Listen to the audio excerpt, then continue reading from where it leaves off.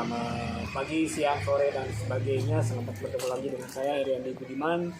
Kali ini saya ada di sebuah tempat yang sangat inspiratif ya. Namanya Timah Budaya Cigondewa. Ini adalah sebuah tempat yang ya menurut saya auratif ya, di tengah sampah-sampah plastik, pabrik, dan sebagainya, atau limbah-limbah kain dari Cigondewa.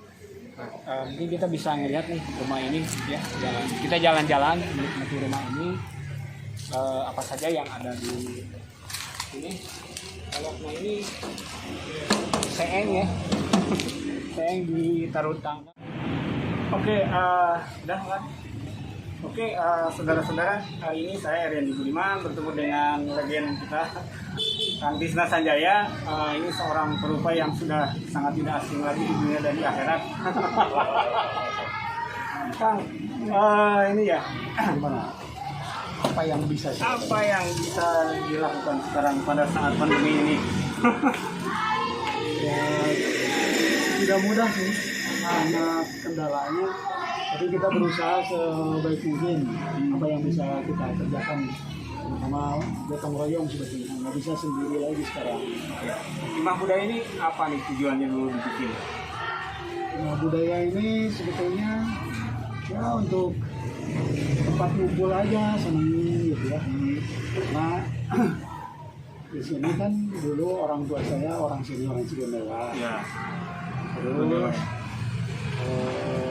karena ada situasi perubahan zaman dan sebagainya, besar, terus pindah ya, hijrah ke daerah Renang. Renang. Oh, awalnya dari sini ya? Awalnya dari sini. Sebagai tukang potong ayam dulu kan? Ya, ada ayam, terus petani. Oh ya, petani juga ya. Dari sini, terus banyak hal ya. Orang tua dulu kan rajin-rajin, kreatif ya, tapi oleh perubahan zaman agak susah juga untuk ini, terutama dengan banyaknya sekarang yang asalnya lumbung-lumbung padi di sini tuh, sekarang kan jadi sawah-sawah plastik ya, bisnis. Jadi ini apa?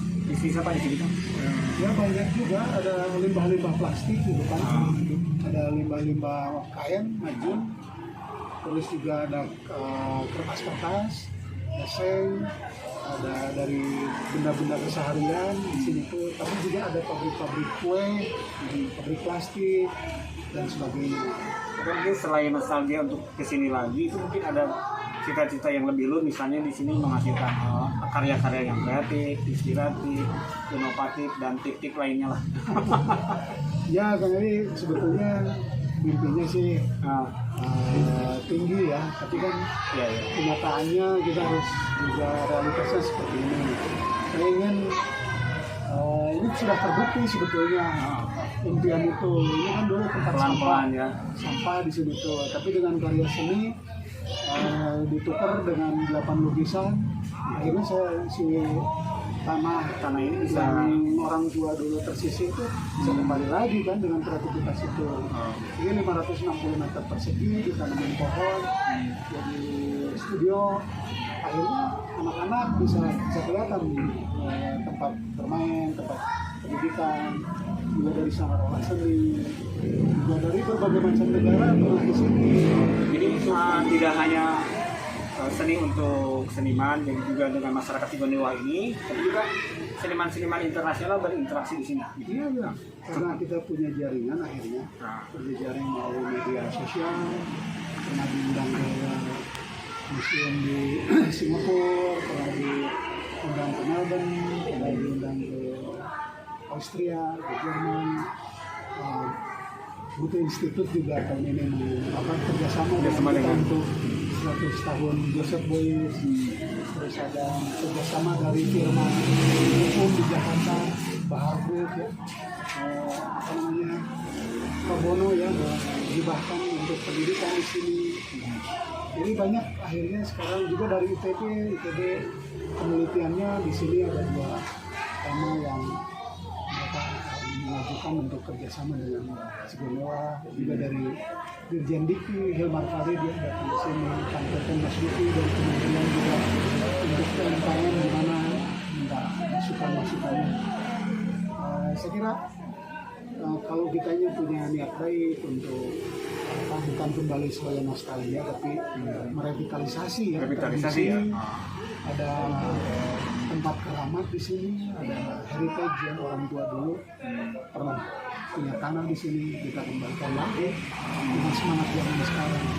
Memang sesuatu yang baru atau juga sesuai dengan ini ya, apa kemampuan kita gitu kan sebagai perubahan kan. Ya saya kira saya kan mengajar di seni rupa ITB ya. Jadi energi dari mengajar itu saya juga tarik ke sini. Karena yang masuk ke seni rupa ITB kan sangat terbatas ya, yang daftar 4.000, yang keterima kan cuma berapa puluh orang di sini ya. Nah itu kan ribuan anak-anak muda milenial yang ingin belajar kreatif, belajar seni, saya kira bisa ditampung di sini kalau ini institusi ini sudah kuat dan guru-gurunya juga ini terhampar datang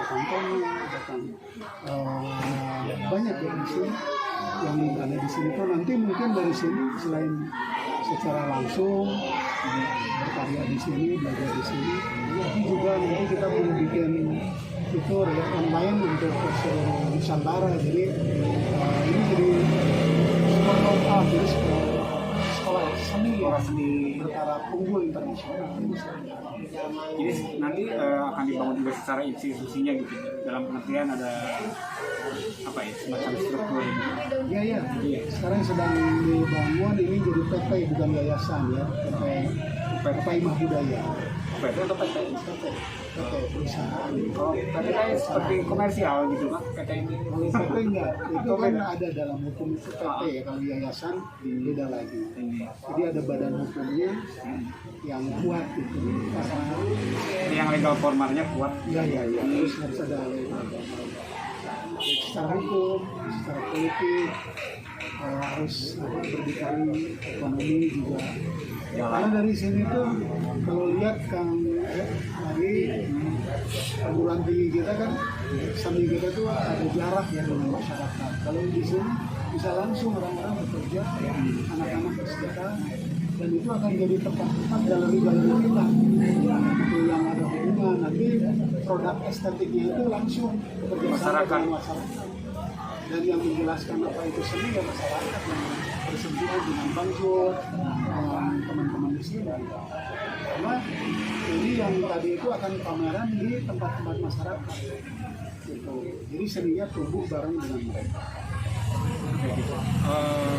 Secara personal akan punya sesuatu yang kuat ya, kemudian juga rumah ini bisa dijadikan sebagai tempat berkumpul, berkreasi dan sebagainya. Kira-kira rahasianya apa nih? Rahasia suksesnya Imah Budaya ini sehingga setidaknya pastikan sudah dikenal secara internasional ya kan? Kira-kira apa rahasianya? Ya sebenarnya bukan rahasia, saya sering menyampaikan ya ada 4 hal. Satu, sebagai seniman atau budayawan atau apapun harus punya tujuan. Kalau nggak punya tujuan, jadinya kita nggak jelas. Sebagai seniman tuh nggak jelas mau dibawa kemana. Untuk diri sendiri juga nggak jelas. Untuk ekonomi nggak jelas. Untuk bermanfaat juga nggak jelas. Harus punya tujuan. Nah tujuan saya sebagai seniman, selain saya memproduksi secara estetik, menggrafis, melukis, performance art dan sebagainya, juga mengajarkan di sekolah yang saya ajar, yang saya temukan itu, dan belajar lagi. Jadi saya punya tujuan. Nah tujuan saya yaitu seni itu tidak hanya untuk diri sendiri, tapi juga masyarakat. Di satu sisi hati saya tujuannya itu memproduksi estetik sehingga saya dipercaya sebagai seniman, juga untuk ekonomi karya saya juga supaya masuk ke medan kurator. Nah yang kedua harus punya komitmen, harus terus ya komitmen amanah gitu ya. Kita sudah dilimpahi bakat dari Allah Subhanahu Wa Taala sebagai seniman, harus terus di era apapun, ketika pandemi, ketika pandemi politik, ketika tidak punya ekonomi yang lagi ambruk, terus saja. Yang ketiga harus punya nyali, keberanian. Nyali itu antara lain berpihak atau memilih, saya memilih di sini. Nah ini kan berisiko memilih di sini tuh jauh tempat kotor, jauh dari elit-elit yang biasanya kan membuat medan sosial atau galeri tempat-tempat indah, bersih dan nah, saya di sini. Itu antara lain. Itu nyalinya ya. Nah, nyali seni yang dekat dengan lingkungan, air, dan kotor dan lain-lain. Sehingga kita ini dengan keberanian menyikapi semua persoalan yang ada di tidak mainstream, maka nanti akan jadi terobosan-terobosan baru. Nah dari keberanian itu, alhamdulillah sekarang dampaknya ke Seni Rupa ITB, misalkan diakui ya apa yang saya kerjakan ini itu menjadi produk ITB untuk penciptaan karya seni ini itu menjadi mata kuliah baru. Namanya apa, produk knowledge? Kuliah-kuliahnya ada dua. Satu sendal, mata kuliah baru seni, desain dan lingkungan. Sendal.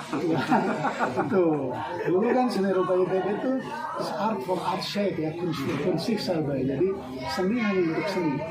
Jadi kalau ada hubungannya itu politik, kalau seni berhubungan dengan lingkungan, LSM. Enggak, ini saya harus baru.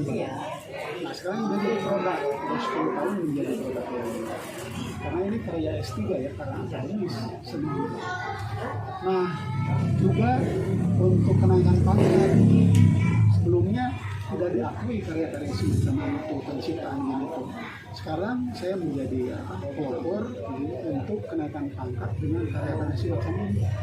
Karya semacam itu apa? Misalkan penciptaan asalnya kan dengan masyarakat. Ya antara lain asalnya kan di perguruan tinggi seni di Indonesia itu tidak ada jalurnya, harusnya yang ada itu satu hal, kekuasaannya itu penilaiannya itu yaitu dengan cara-cara jurnal nulis. Jadi kalau tidak nulis di jurnal ada itu tuh tidak bisa naik angka. Ini hal seperti ini lebih dari jurnal barangkali. Ini sebetulnya kan lebih dari jurnal. Cuman kan apa namanya sistem penilaiannya, sistem hanya seperti itu. Maka saya tuh terus memperjuangkan, akhirnya cair. Sudah sampai ke dikti sekarang untuk guru besar saya itu. Belum pernah di Indonesia. Nah kalau ini lolos, yang saya perjuangkan dengan teman-teman juga saya aja. Dekan, Kadike, Sarbono, Kusuma, semua kayak serat. Akhirnya itu yang ketiga. Nyali tadi ya. Yang keempat ya. Sosialisasi. Sosialisasi. Saya sampaikan di YouTube, saya sampaikan di Facebook. Kan saya aktif sekali di Facebook. Ya. Setiap gerak yang positif saya sampaikan, sehingga ada partisipasi dan publik. Nah kalau kita nggak ada sosialisasi, nggak punya jaringan kerja budaya, nggak diuji si akademi itu di masyarakat. Caranya dengan media sosial. Beresiko memang karena media sosial kan cepat ya, tiap hari itu berubah. Tapi itu kenyataannya memang ini era milenial yang era digital. Saya harus update terus dengan media ini. Sebagai dosen, sebagai yang digaji oleh pemerintah, PNS, saya harus terus amanah itu disampaikan sehingga perguruan tinggi itu tidak stagnan, tidak mandek. Nah, itu harus ada perubahan. Gitu, jadi 4 hal.